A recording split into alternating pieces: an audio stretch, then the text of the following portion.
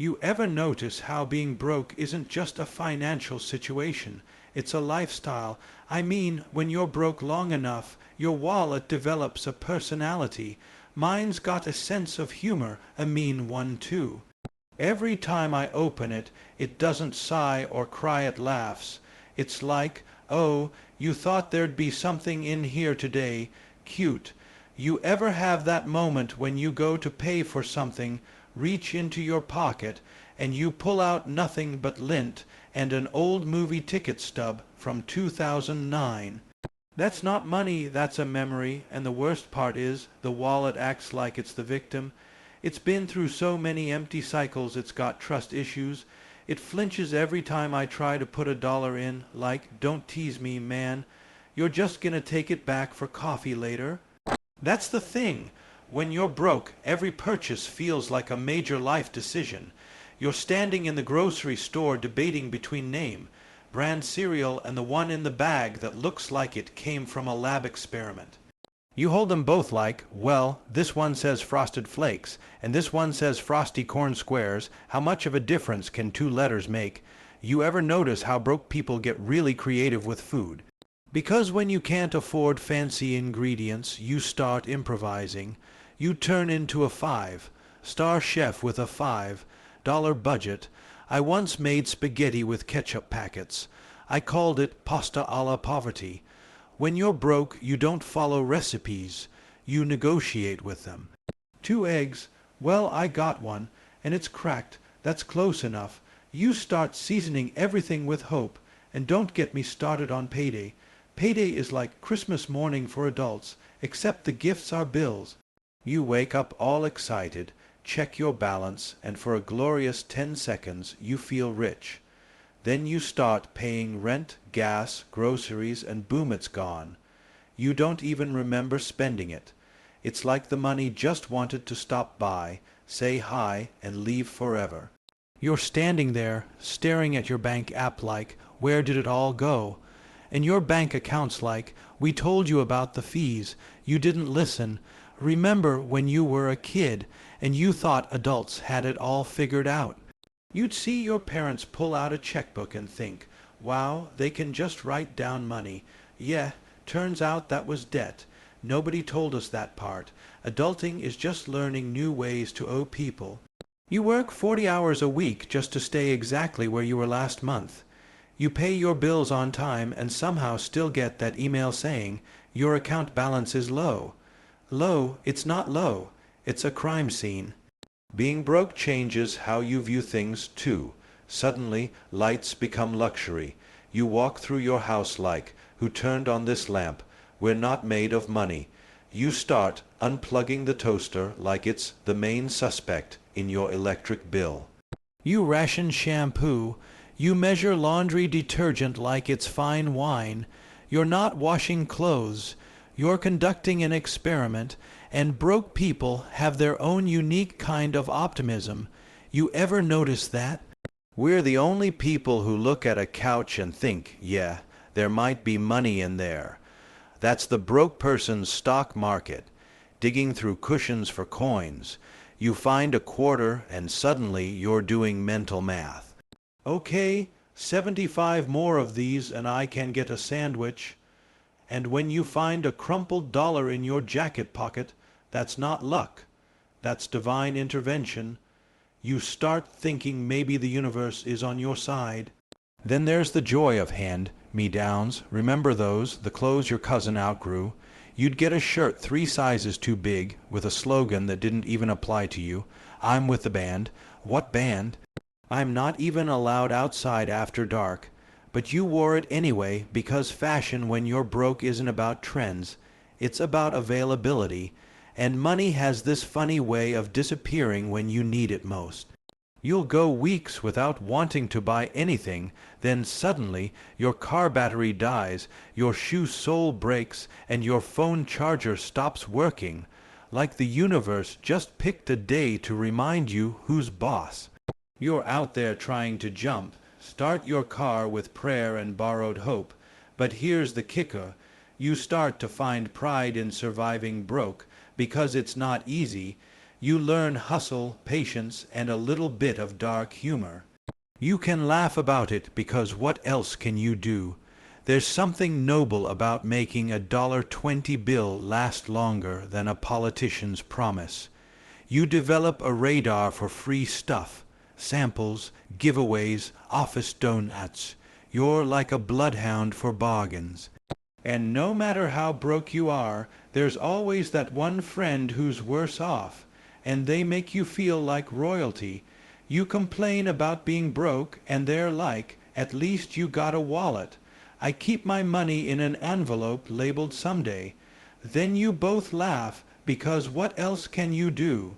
Misery may love company, but poverty throws the best parties. Biob, of course, being broke teaches you humility. You can't judge anyone else's struggle when you've had to pay for gas with quarters. You walk into that gas station with a handful of change like you're making a down payment on dignity. You pour it out on the counter. The cashier looks at you like you're funding a space mission. You just smile and say, "Pump 2, please." And you know what's funny. Despite all the nonsense, all the scraping by and stretching every dollar, somehow you survive. You figure it out. You make it through another week, another month. It's not glamorous, but it's real, it's human. Because when your money's laughing at you, the only thing to do is laugh right back. That's how you win, not with wealth, but with wit. Because if money talks, mine's not mocking me. It's just keeping the conversation going. You ever notice how everyone looks rich now? Not as rich, just looks that way.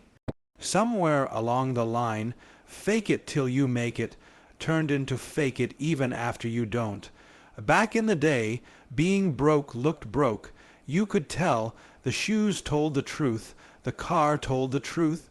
Your jeans had more stories than your bank account. But now, everybody's got a gold watch, designer sunglasses, and a smile that says zero balance. People walking around looking like stockbrokers with pockets emptier than a church on a Tuesday. There's a whole industry built around pretending to have money. You ever see those catalog pictures of successful people, all wearing those perfectly ironed shirts, holding coffee cups like they're holding stock portfolios? Nobody spills, nobody sweats, nobody's tired. Real rich people don't walk around smiling all day.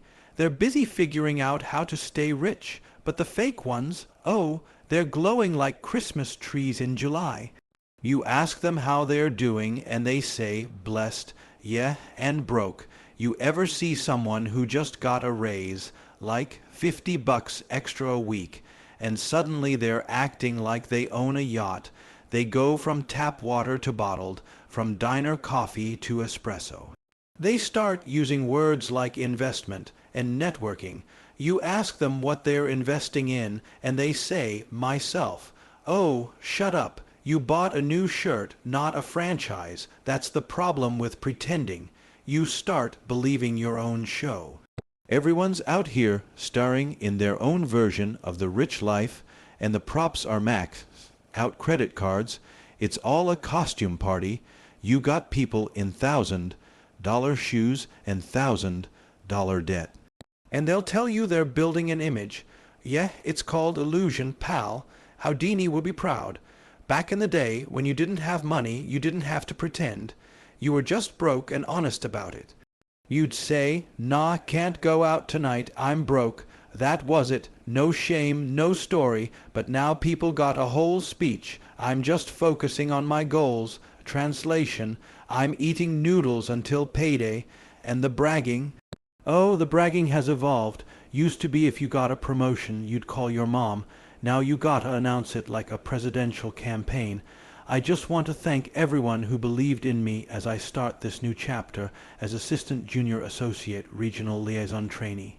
Buddy, that's not a promotion. That's a sentence. You're still broke. You just got a longer title. You know who I miss. The honest poor people. The ones who didn't care. The guy who'd show up to a bar with $5 and still have a better time than anyone else. He wasn't worried about image.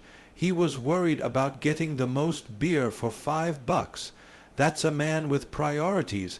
Nowadays, you go to a bar and it's full of people ordering fancy cocktails they can't pronounce. I'll have a cosmopolitan. You don't even have rent money. Have a water cosmopolitan. And people love to show off with stuff they can't afford, cars especially. There's always that one guy driving a shiny sports car, blasting music, looking like a millionaire. Then you find out he's living with his aunt, and the car's got 3 payments left before it's towed. The richer the car looks, the broker the driver is. The license plate might as well say bad decisions. You ever notice how people dress rich even when they're flat broke? You can tell by the accessories. Back in the day, a watch was for telling time. Now it's for telling stories. This watch, yeah, it's Italian. Yeah, so's spaghetti. Calm down. People got $1,000 watches and no idea where their next meal's coming from. That's not fashion. That's financial comedy. And let's not forget the humble braggers. Oh, they're the best. I hate how crowded first class is these days. Yeah, you wouldn't know, pal. You've been in coach so long your seat's got your name carved in it. They act like life is one long luxury commercial, but they're borrowing $50 from their cousin for gas. Then there's the people who think having money automatically means having taste. No, it doesn't. You can be rich and tacky at the same time. Ever been in a mansion with leopard print furniture and a gold toilet? That's not wealth, that's confusion. If you're going to show off, at least do it with style. But no, people think if it's shiny, it's classy. The more glitter, the less gold. You ever see the kind of photos people take when they want to look rich? Always holding a drink, wearing sunglasses indoors, leaning against a car that's not theirs. The caption says, grind never stops. Yeah, neither does your overdraft fee. You're not hustling, you're posing. If confidence paid rent, you'd be a landlord. You know what's even funnier? The people who used to be broke but pretend they never were. They talk like they were born with a silver spoon when it was really a plastic fork from a drive-through. They rewrite their past like a fairy tale. Yeah, I always knew I'd make it. Sure you did. That's why you borrowed gas money from your mom in '07. But I'll tell you the truth, real rich people don't talk about money. They don't need to. You can smell real wealth. It's quiet. It doesn't need a spotlight. You know who's rich. The guy in the old sweater driving the same car for 10 years, paying cash, no drama. He doesn't need to convince you. He's got receipts. Meanwhile, the loudest guy in the room is the one with the emptiest pockets. You know why? Because noise is cheap. And all this pretending, it's exhausting. People chasing this imaginary version of success, like it's a parade they're supposed to join. But you can't buy happiness, or even rent it. The harder you try to look rich, the more broke you feel, because deep down you know it's a show. And when the show's over and the lights go out, it's just you, your bills, and that wallet that still won't stop laughing. See, the trick isn't looking rich, it's feeling okay when you're not. There's freedom in that. Real confidence comes from knowing who you are when nobody's watching. You can't fake that. You can buy clothes, cars, jewelry, but you can't buy peace of mind. That only comes when you stop trying to keep up with people who are faking it just as hard as you are. So yeah, everyone's out here pretending their money talks, but if you listen closely, most of it's just whispering, help. You ever notice how no matter how broke you are, life keeps finding ways to make it funny? It's like the universe knows you're struggling and decides to turn your misery into a sitcom. You're not rich, but somehow you're still here, still moving, still laughing. That's the thing about being broke. It teaches you a sense of humor that money can't buy. You stop laughing at the situation and start laughing through it. Because if you didn't laugh, you'd cry, and crying costs tissues. It's a strange kind of courage, really. You wake up in the morning, check your bank account, and it's emptier than a mall parking lot at midnight. You sigh, scratch your head, and still go make coffee. You know it's gonna be one of those days, but you face it anyway. And that's where the real strength is, right there between the bad luck and the burnt toast. People think courage is about big battles and heroic acts. No, courage is checking your balance and still buying toothpaste, and you learn resourcefulness, too. Broke people are the best engineers on the planet. You can fix a sink with tape, a chair with string, and a meal with creativity. You're not poor, you're an innovator with limited funding. You start looking at everything differently. Empty jar, that's a vase.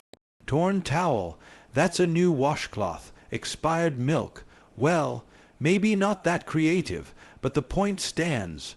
Broke people turn surviving into an art form, and it's not just about fixing things. It's about finding joy where no one else would look for it. You ever notice how broke folks can find a way to laugh at anything? Power goes out, romantic dinner, can't afford cable, good, more time for deep conversations, or staring at the wall. You make a game out of it.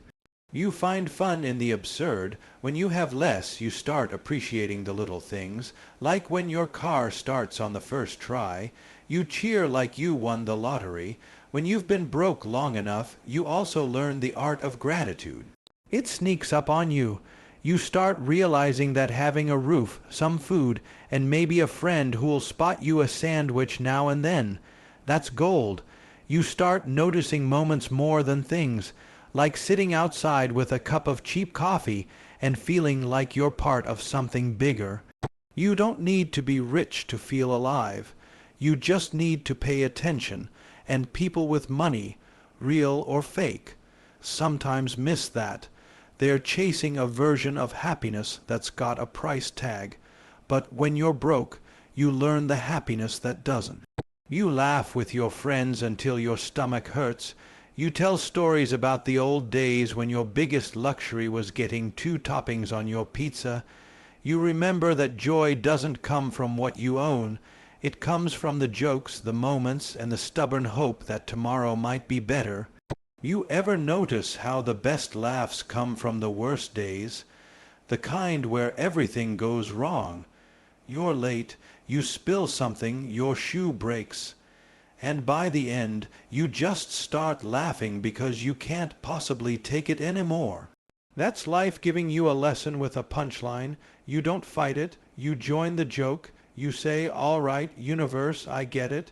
You're the comedian, I'm the bit. It's a beautiful kind of madness, this thing called getting by. You learn patience from waiting for payday, wisdom from every mistake, and humility from asking for help. You stop worrying about looking cool because life already humbled you into knowing what really matters. You start caring less about impressing people and more about connecting with them. You realize everyone's broke in some way, some in their wallet, some in their heart, some in their soul. The trick is to keep your humor, no matter where the cracks are. You also become the master of pretending everything's fine. You walk around with a smile while your car makes sounds that could scare wildlife. You show up at parties acting casual, hoping no one notices you brought the cheapest drink on the table. And yet there's pride in that, because you showed up. You're still part of the story. You may not have much, but you've got resilience. And that's worth more than whatever's in anyone's wallet. There's this funny thing about struggle. It gives you character. The kind of character you can't buy at a store. You can tell when someone's been through it. They've got a certain look in their eyes. It's not sadness. It's survival mixed with sarcasm. It's the look of someone who's seen bills, setbacks, and broken dreams, and still found a way to laugh about it. Those people are the best company. They've got stories, they've got punchlines, they've got perspective, and deep down, even when you're broke, there's this weird little flame that doesn't go out. Call it hope, call it stubbornness, call it pure human insanity, but it's there. The thing that keeps you going even when logic says you should have given up. That's what makes people amazing. Not the money, not the stuff. The refusal to stop trying. You look around and think, yeah, maybe tomorrow will be better. And sometimes that's enough. See, when you've had to laugh your way through life, you build something inside you that the rich can't fake, real humor. the kind that comes from knowing pain and poking fun at it anyway. You can't learn that in a mansion. You learn it in small apartments, in long nights, in the middle of problems that don't have easy fixes. It's a kind of wisdom money can't buy and comfort can't teach. You start to realize that maybe the joke isn't on you after all. Maybe it's for you. Life's weird that way. You think it's laughing at your expense, but really it's inviting you in on the bit. It's saying, hey, you're still here, you're still standing, you're still laughing. That's the point. Because anyone can laugh when things are easy. But it takes guts to laugh when everything's falling apart and still say, I'll be fine. And maybe that's what it's all about. Not waiting for the jackpot, but finding joy before it ever hits. Because the truth is, if you can laugh when you're broke, you'll laugh when you're rich. But if you can't laugh now, money won't help you later. It might even take the fun out of it. So you keep laughing, not because life's perfect, but because it's ridiculous. Because if money talks, and mine's still laughing at me, at least we're laughing together.